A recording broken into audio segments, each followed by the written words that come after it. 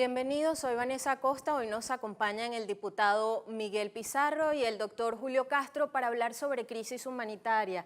Bienvenidos. Muchas gracias. Una definición, dos palabras que hemos escuchado con insistencia, pero que quizás algunas personas todavía no entienden las dimensiones. ¿Cuáles son esos parámetros que nos permiten determinar que en un país hay una crisis humanitaria? Hay muchas definiciones, como tú bien dijiste, pero una simple para que la gente lo entienda: cuando la estructura de un Estado no es capaz de brindarle a sus ciudadanos condiciones mínimas en diferentes áreas. Puede ser agua, puede ser luz, puede ser medicamento, puede ser comida o puede ser toda. Si hay un terremoto y se afecta toda la infraestructura de un país, tienes una crisis humanitaria. La definición, y este es otro elemento importante, no depende de la causa que lo produce, depende de los efectos y las consecuencias, porque pueden haber causas naturales, políticas, guerras, etcétera, etcétera. O sea, la definición tiene que ver con eso. El Estado no es capaz de brindarle a sus ciudadanos unas necesidades básicas. Diputado Pizarro, desde la Asamblea Nacional, ¿qué se está haciendo en pro de buscar soluciones para paliar o solucionar esta crisis humanitaria por la que atraviesa el país? Claro, mira, desde la Asamblea, habiendo llegado inmediatamente después de la victoria electoral, nosotros empezamos a construir un camino que primero decretara la emergencia. Y en eso se hizo un gran esfuerzo. Todavía asistía la fracción parlamentaria de gobierno, asistía a las sesiones. Se intentó hacer un proceso de consenso que generara unanimidad alrededor de la declaratoria de emergencia y esto fue imposible. Pero recordemos que esto fue ya hace 2 años atrás. Intentábamos que esta situación compleja en la que estamos hoy se pudiera evitar y no llegáramos a donde estábamos. Primero se hizo la declaratoria de emergencia. Luego se hizo todo el andamiaje jurídico que permitiera la entrada de ayuda internacional con todos los organismos internacionales, con el acompañamiento de las distintas agencias y con la distribución público y privada interna que permitiera que eso llegara a todos los ciudadanos. Eso tampoco se permitió que llegara a feliz término y que se concretara. Después se logró un ejercicio de coordinación con muchos de los organismos internacionales, se fue a la OMS, a la OPS, el hoy exiliado diputado José Manuel Olivares, presidente de la Comisión de Desarrollo Social, tuvo reuniones con todos los organismos de la salud a nivel mundial, incluso con Cáritas a nivel mundial, y eso también fue rechazado en el marco del diálogo fallido de Dominicana. Y en este último tiempo hemos venido trabajando desde la Comisión en el programa de emergencia social, un programa integral que busca darle una opción alternativa a los venezolanos respecto a lo que estamos viviendo. Esta tragedia es tan grave, es tan profunda que hace que seamos probablemente incapaces de soñar con una alternativa distinta a la tragedia que vivimos. Pero la verdad es que es posible. Es posible que en Venezuela se fabriquen medicamentos, es posible que nuestros antibióticos, los antirretrovirales puedan ser importados, los que tienen monopolio internacional sin que sean parte de una mafia. Es posible que en Venezuela haya un mecanismo de nutrición y distribución de comida que permita que los chamos vayan a la escuela y las comunidades funcionen. Y todo eso pasa por 2 cosas. Primero, por voluntad política y segundo, por un cambio radical y profundo del modelo que estamos viviendo hoy en el país. ¿Es posible tener un sistema de salud de calidad? Creo que los venezolanos tenemos derecho, como ciudadanos, a tener un sistema de salud eficiente, de calidad, digno, que sea justo también. Eso lo perdimos hace ya mucho tiempo.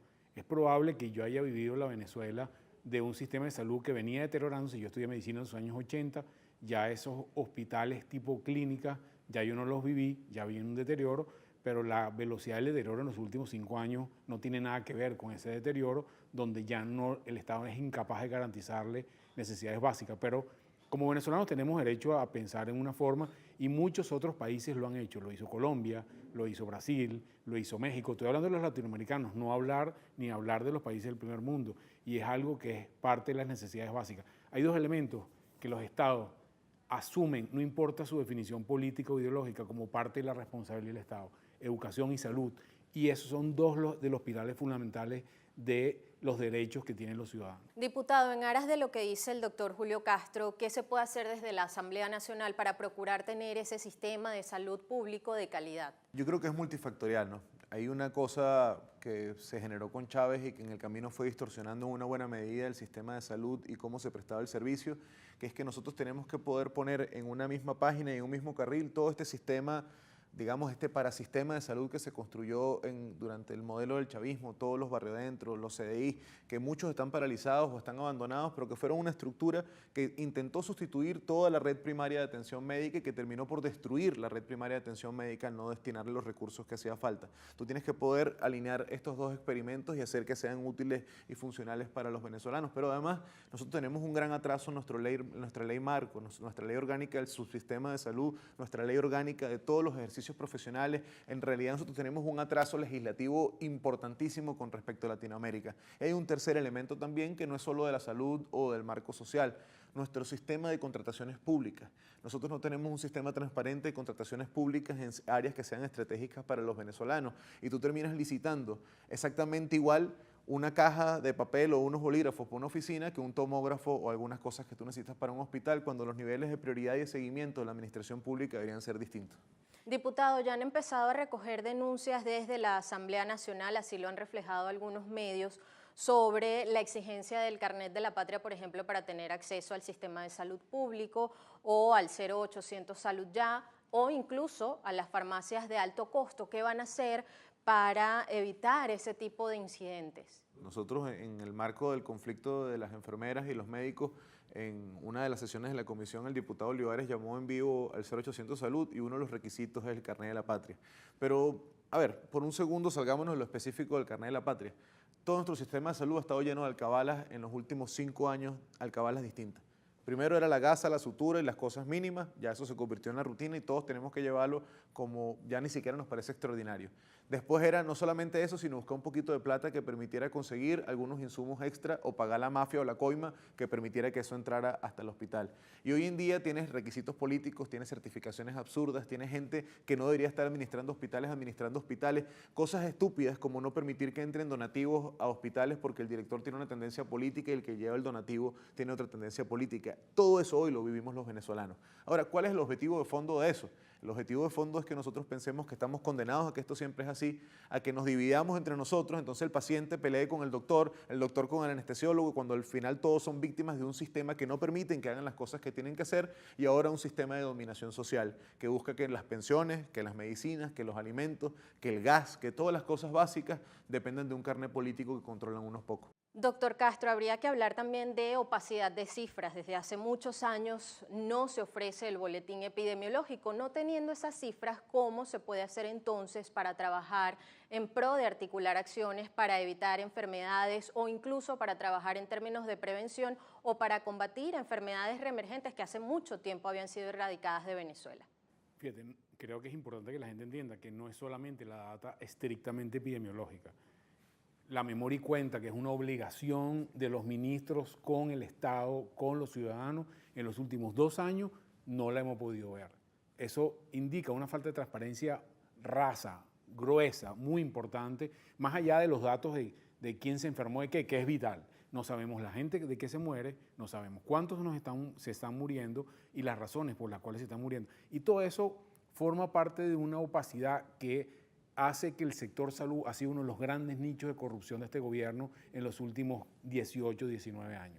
Hay sentencias de la Contraloría General de la Nación contra exministros de este mismo sentido que no sabemos en qué han terminado y eso en definitiva es un gran lodazal dentro de los cuales hay mucha preocupación. Eso tenemos que cambiarlo drásticamente. Aquí los números tienen que ser claros, los números tienen que ser transparentes y de alguna manera indica el dinero que el Estado le ha metido al sector salud que se ha ido por otra tanquilla.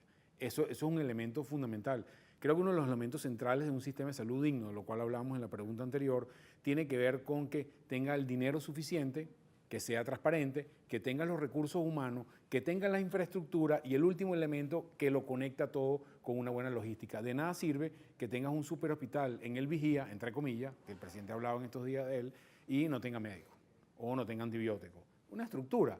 Los hospitales no son estructuras, los hospitales son los médicos que están allí, que operan gente, que se reúnen los jefes de servicio, que pasan revistas. Eso es lo que hace la salud de un país. Y si tú no tienes todo el sistema integrado, de nada va a servir que le metas dinero que se vaya por ¿Y quién puede hacer esa Contraloría? Desde la Asamblea Nacional incluso se ha citado a responsables de la cartera de salud en el país. Obviamente no han atendido al llamado, pero ¿cómo hacer Contraloría para poder garantizar, como decía el doctor Castro, por ejemplo, que los recursos no solo lleguen a donde tengan que llegar, sino que sean utilizados de la manera correcta y eficiente? Mira, yo era de los que siempre creía que el trabajo de hacer oposición también obligaba a pensar que se podían hacer correctivos dentro del modelo que vivíamos. Yo creo que hoy nos toca ser oposición sabiendo que este modelo que vivimos no va a ser correctivo, que no le importa la vida de la gente, que no le importa que mueran pacientes, que no le importa que mueran niños, porque al final su modelo es un modelo de poder y de hegemonía. y todas las otras cosas son accesorios.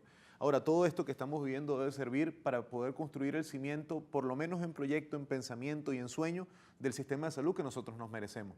Nosotros no nos podemos acostumbrar a cosas que no son normales. No podemos acostumbrarnos a que un médico lo maten a tiros porque no salvó un malandro y entonces todo sea normal que entre por un quirófano con una pistola. No nos podemos acostumbrar que entrar a un hospital, tú te has de comprar la gasa, te has de comprar las medicinas, te has de comprar la sutura, te has de comprarlo todo, porque lo único público es que tu camilla pase del umbral de la puerta. Todo ese tipo de cosas que hoy vivimos deben servir para el reclamo y para la organización. Y el sector salud nos ha dado un ejemplo.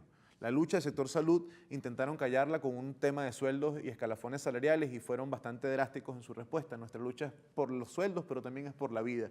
Es que nuestro trabajo se pueda hacer, que nos respeten y que los hospitales tengan condiciones dignas. Eso hay que multiplicarlo. Nuestro reclamo, nuestra organización es lo único que nos va a permitir debilitar a los que nos tienen hoy viviendo lo que estamos viviendo. Doctor Castro, recientemente el presidente Nicolás Maduro afirmaba que los médicos integrales tenían una preparación superior, estaban mejor preparados que los médicos de carrera. ¿Cuál es el análisis que hace usted de esa afirmación? Creo que más allá de la opinión del presidente, que creo que aparte de ser presidente, no tiene muchos más elementos para opinar sobre un tema que es eminentemente académico, los médicos en nuestras universidades nacionales cumplen un pensum que está alrededor de los 10 a 11 mil horas de instrucción en 7 años de estudio. Y eso se repite en buena parte de los estudiantes de salud del mundo.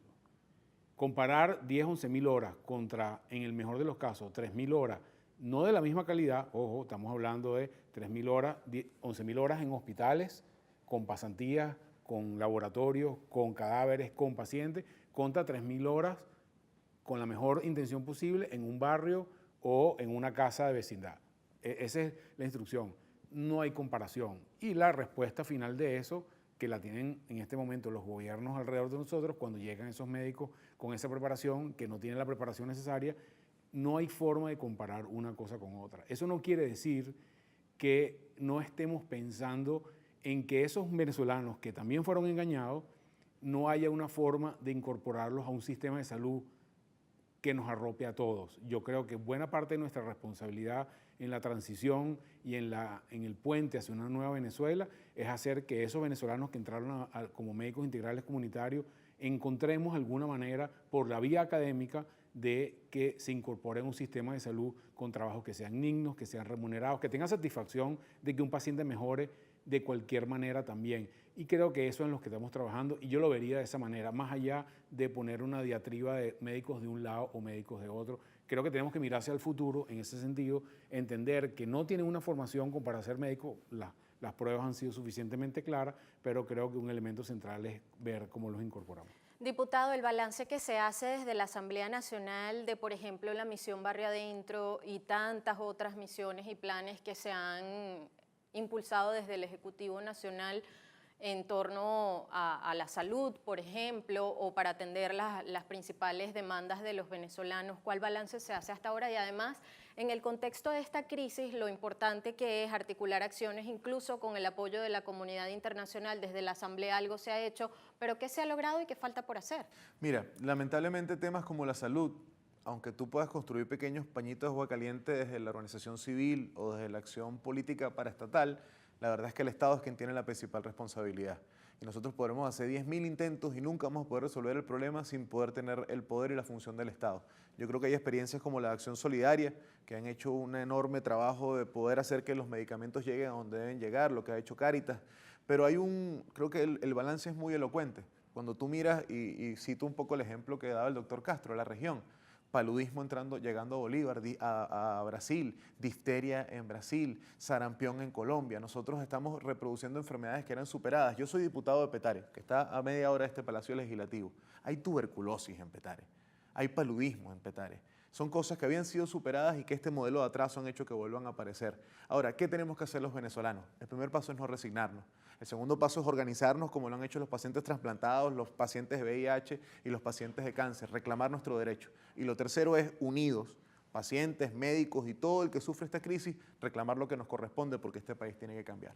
Muchísimas gracias al diputado Miguel Pizarro, al doctor Julio Castro, quienes nos han acompañado en esta oportunidad para hablar sobre la crisis humanitaria. Yo soy Vanessa Acosta y me despido hasta la próxima.